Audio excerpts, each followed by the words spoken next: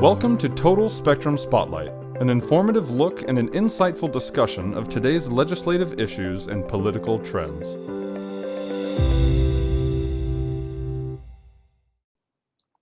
Hello, and welcome to Total Spectrum Spotlight, where we bring you brief interviews with newsmakers and news shapers. Hi, I'm Steve Gordon, Managing Partner at Total Spectrum. With me today is former Congressman Eric Paulson. This is the second part of the interview with Neil Newhouse, co-founder of Public Opinion Strategies. Neil is a pro. He's been in 4 presidential campaigns. He was in the presidential campaign of George W. Bush, and he was a lead pollster for the Romney for President campaign. He's received 3 times the Best Pollster of the Year award from the American Association of Political Consultants. We asked Neil to be with us today so that we could learn more about polls, something that we hear about almost every day, but frankly don't know a lot about. If you're in Phoenix or Tucson and you see a poll, and there can be variance, as you know, between one poll and another, how does the average person try to discern where the probability that one is more accurate than the other? Or put it in a negative way, how could they discern if one poll or another is flawed? Well, you know what? I do the same. I try to figure out the same thing when I'm looking at polls, and I sometimes scratch my head and wonder how the hell they come up with that. I mean, seriously, I'm not sure how what to tell them to look for. There are 5 out of every 100 polls that are outliers, that are just outside the margin of error. So if a poll doesn't sound right, if it seems like it's out of whack with everything else, guess what? It's probably wrong. I mean, not every poll is accurate. And if one sounds like it sounds crazy and wacky, ignore it. It's like gymnastic scores or diving scores. Throw out the high and the low and average the rest of them, and that's your score. Neil, let me ask you this. Some of us have been candidates. We've run for office on our own campaigns, and you alluded to this earlier. Talk a little bit more about what the difference is between an internal poll and then a public poll, and you said a media poll. Is one more accurate than the other?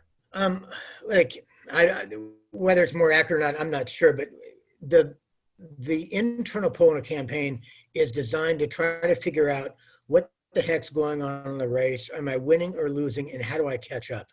How do I move numbers? How do I what message is working, what message isn't working? What are the voter reactions to the advertising I'm running and to my opponent's advertising? Am I winning the ad war or losing the ad war?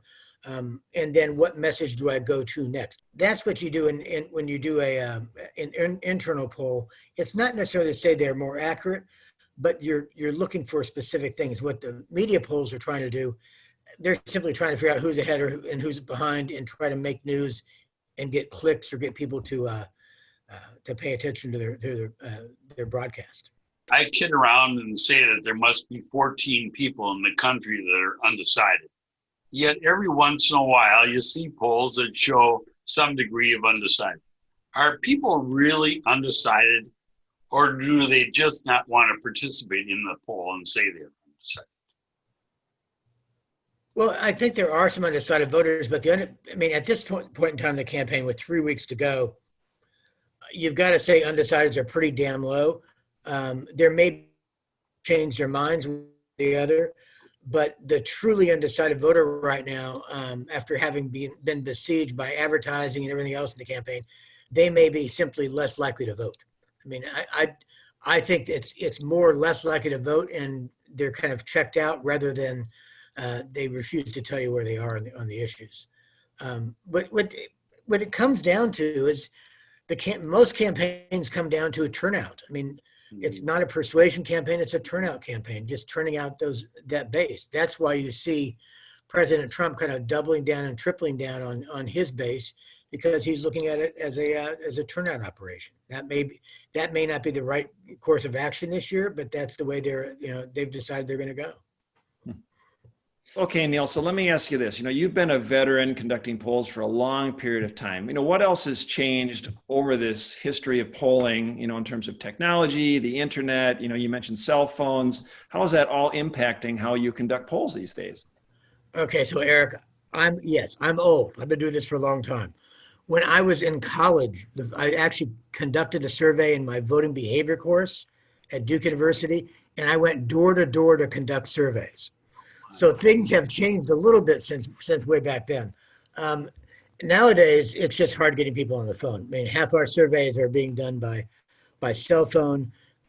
Younger voters, very tough to reach, and even on cells. It's changed our business a lot. Now, the questions we're asking are still much the same, but what's really interesting is studying how we use our data once we get it back. How do you communicate with voters? And we've changed from spending all of our money basically on TV broadcast advertising to now spending a lot of our money on digital. I mean, it's changed a lot even from when you first ran. The percentage of amount of money these campaigns spend on digital versus TV broadcast.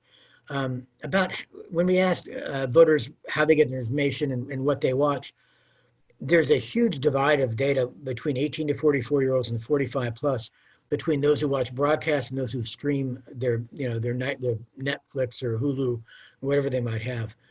And so trying to reach those voters with the advertising is become much more difficult. But the other stuff remains the same. I mean, 20 years ago, we were still waking up bright and early in the morning, getting our data from the night before and sending out data and having conference calls all day long. That's exactly what we're doing now. That part of the business hasn't changed any. And the impact of what a good polling and good interpretation analysis of polls can make a huge difference in a campaign. Thanks very much for joining us. Well, Steve, I appreciate it. I mean, I hope that's given some people an insight into how we do this stuff. But pollsters what we do for a living, I'm not trying to predict who's going to win or lose. I'm trying to help push my candidate across the finish line and help them, get there. That's the goal. But, let me end with this. Regardless of what side you're on, Republican or Democrat, vote. Vote in November, vote early. Don't vote often, but just vote. Your vote makes a difference. Thank you all for joining us also. We look forward to seeing you and being with you next time on Total Spectrum Spotlight.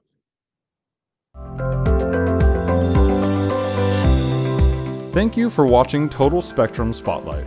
For more information about Total Spectrum, please visit us at totalspectrumsga.com. Total Spectrum, strategies uniquely focused on your success.